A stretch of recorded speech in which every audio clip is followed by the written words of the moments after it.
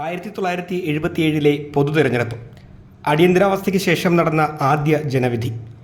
ഇന്ത്യയൊട്ടാകെ കോൺഗ്രസ് വിരുദ്ധ വികാരം ആഞ്ഞടിച്ചപ്പോൾ കേരളം മറിച്ചാണ് വോട്ട് ചെയ്തത്.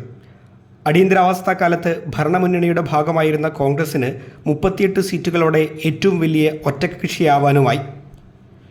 കോൺഗ്രസിനൊപ്പം CPIയും കേരള കോൺഗ്രസും മുസ്ലിം ലീഗും RSP, PSP, NDP പാർട്ടികളുമൊക്കെ അടങ്ങിയ ഐക്യമുന്നണിയാണ് അന്ന് വിജയിച്ചു വന്നത്. 140-ൽ 111 സീറ്റുകളുടെ മൃഗീയ ഭൂരിപക്ഷം അവർക്ക് കിട്ടി. മുന്നണിയിൽ കോൺഗ്രസിന് പിന്നിലുണ്ടായിരുന്നത് 23 സീറ്റുകളുള്ള CPIയും 20 സീറ്റുകളുള്ള കേരള കോൺഗ്രസും 13 സീറ്റുകളുണ്ടായിരുന്ന മുസ്ലിം ലീഗും. മൃഗീയ ഭൂരിപക്ഷം ഉണ്ടായിട്ടും 2 വർഷത്തിനിടയിൽ 4 മന്ത്രിസഭകൾ വന്നുപോയതാണ് പിന്നീട് ചരിത്രം കണ്ടത്. അച്യുതമേനോൻ സർക്കാരിലെ ആഭ്യന്തരമന്ത്രിയായിരുന്ന K. കരുണാകരൻ അങ്ങനെ മുഖ്യമന്ത്രിയായി. മന്ത്രിസഭ വന്ന് ദിവസങ്ങൾക്കകം അടിയന്തരാവസ്ഥ കാലത്തെ രാജ്യം തിരോധാന കേസിൽ കരുണാകരന് കോടതിയിൽ നിന്ന് തിരിച്ചടിയുണ്ടായി.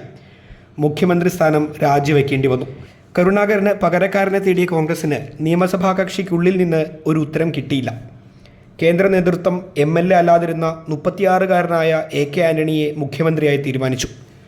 അധികാര സ്ഥാനങ്ങളോട് പുറംതിരിഞ്ഞു നിന്നിരുന്ന ആൻ്റണി കഴക്കൂട്ടത്ത് നിന്ന് ഉപതെരഞ്ഞെടുപ്പിൽ മത്സരിച്ച് നിയമസഭയിലുമെത്തി. ദേശീയ രാഷ്ട്രീയത്തിലെ പ്രകമ്പനങ്ങളിൽ ആ മന്ത്രിസഭയും വീണു.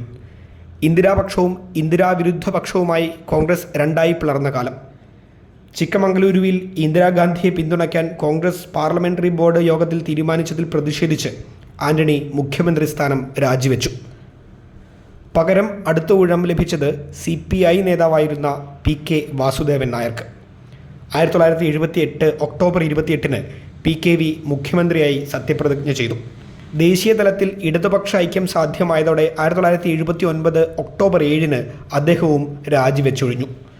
കേരളം അടുത്ത നിയമസഭാ തെരഞ്ഞെടുപ്പിലേക്ക് നീങ്ങുമെന്ന് എല്ലാവരും കരുതിയ സമയം.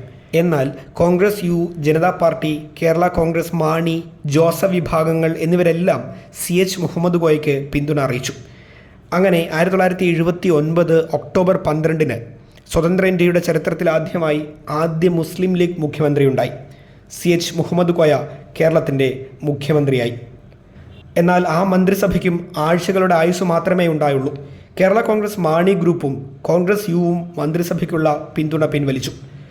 അങ്ങനെ 1979 ഡിസംബർ 1-ന് CH ഗവർണർക്ക് രാജി നൽകി.